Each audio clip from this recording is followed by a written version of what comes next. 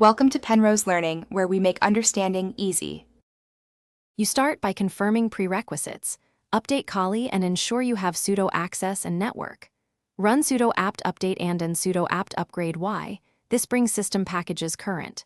Next, check Python presence with Python 3 version and which Python 3 so you know the interpreter path. If missing, install Python 3 and pip with sudo apt install y Python 3 pip build essential. That gives you compilers and pip. Once done, make sure pip points to the same Python by running Python 3m pip version.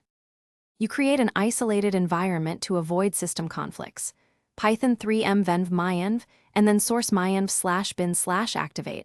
This makes pip and Python local. Once activated, install needed packages using Python 3m pip, install package name so dependencies attach to that venv. To run your code, navigate to your project directory and execute Python 3 script. Py or mark it executable with chmod plus x script. Py and run /script. Py. If you need a specific interpreter path, use the shebang hash /usr/bin/env Python 3 at file top. You finish by deactivating the virtual environment with deactivate when your session ends.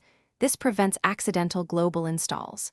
If something breaks, read the traceback line by line and install any missing modules with Python 3m pip install module name.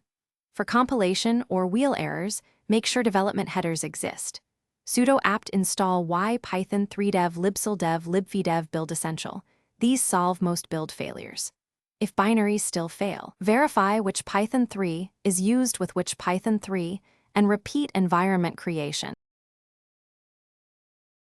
Thanks for watching. If this was helpful, leave a like and consider subscribing. See you next time.